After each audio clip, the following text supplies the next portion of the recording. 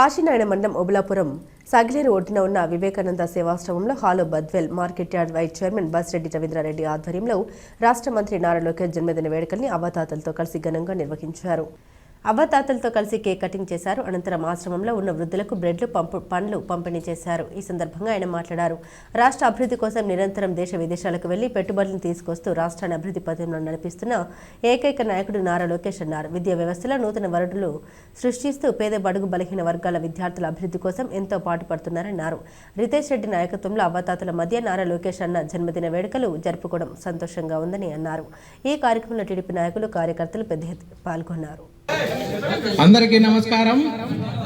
ఈరోజు తెలుగుదేశం పార్టీ ప్రధాన కార్యదర్శి, ఆంధ్రప్రదేశ్ రాష్ట్ర మంత్రివర్యులు, తాతకు తగ్గ మనవడు, తండ్రికి తగ్గ కుమారుడు, ఆంధ్రప్రదేశ్ లో యువ నాయకుడు, మన యువగలం రథసారథి అయినటువంటి నారా లోకేష్ అన్న గారి పుట్టినరోజు సందర్భంగా మనము ఈ రోజు కాశీనారాయణ మండలంలోని వివేకానంద ఆశ్రమంలో అవ్వాతాతలతో మనము ఈ రోజు ఆయన పుట్టినరోజు వేడుకలు జరుపుకోవడం జరిగింది. మాకు ఇలాంటి పుట్టినరోజు ఆయన ఆదేశాలతో మేము ఇక్కడ జరుపుకోవడము చాలా సంతోషంగా భావిస్తున్నాము. మేము వచ్చేసి బద్వేల్ తాలూకా ఇన్ఛార్జ్ అయిన రితేష్ రెడ్డి ఆధ్వర్యంలో ఈ కార్యక్రమం జరుగుతుంది.